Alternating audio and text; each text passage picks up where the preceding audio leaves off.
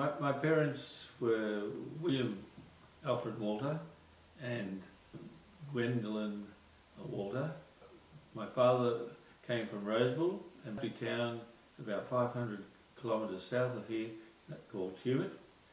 She grew up in Tumut and then came to Sydney in the war years to work. My parents were married in 1945 at the end of the Second World War, and they settled in Spring Street, Chatswood, opposite Westfield. My earliest recollection was kicking a ball around the yard with my father. At that stage I probably was about 3 years old. In 1950 we moved to Tulip Street, and I stayed there till I eventually got married in 1971. Yeah.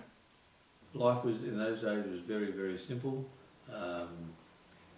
There weren't the entertainment outlets that you have now. We had a great group of boys in our street, and every school holiday we all got together and we built things like, cubby houses in the backyard and billy carts to go racing down the street in, and our holidays were taken up with those sort of activities. Every May we had what we called Empire Day, and we had a great big bonfire in our lane, and everybody had crackers, and we had great fun with what we call the bungers and that, throwing them at one another. And best memory I can recall is one of these landing alongside one of my. I was always very interested in sports and reading. So I played cricket, I played a little bit of rugby union, and I read a fair bit. So the time went very, very quickly. In those days there was no television. We didn't get a TV until 1960. So our activities at night time were taken up listening to the radio or playing games with my brother. Well, some very old-fashioned games that nobody would know about these days. There were things like what we call cribbage, but we played a lot of Monopoly, which is still around, Snakes and Ladders and all those sort of board games that the children still play. My father was a very good cricketer, and every opportunity he could, he took us to see the big test matches at the Sydney Cricket Ground. And so I suppose to some extent it was in my blood, and I just sort of gravitated. And at the end of my schooling, they actually had people who came around and gave you some guidance on the various career paths you could take. And on one occasion I went into University of Sydney and I saw a film where they showed you what doctors did and operating theatres and that was okay. But then I realised I probably wouldn't have the marks or the dedication that was needed. So then I thought I might be a teacher. And when these people came to the schools, they said, "No, you're not going to be a teacher." So then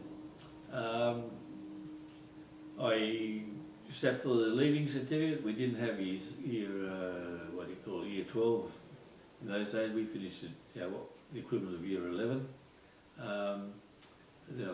So I sort of looked at doing an accounting course there. University didn't suit me. I didn't do well my first year.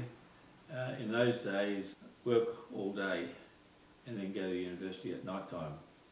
And I was working till 5:30 and having to go out to Kensington, and then coming from Kensington home to Chatswood. Not getting home till 10:30 at night time, 3 days a week.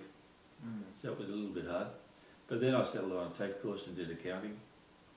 We were all very keen building big cubby houses in our backyards or remaking billy carts and going racing down the street in these. So our activities were all. I started in St Pius in 1955. Firstly I went to Our Lady of Dole's primary school.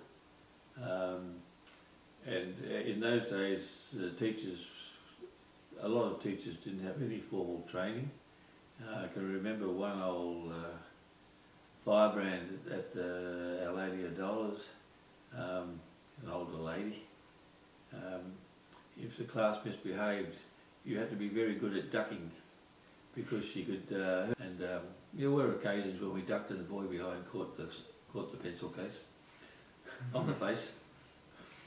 I suffered badly from pneumonia, and I missed a lot of schooling, so they suggested to my mother that I repeat the year, and so I repeated third grade, or year 3, and from then on I did reasonably well. And then when I repeated, I came top of the year, and then from there on I was always in the first 6 or 7, top 7 in the class. And another good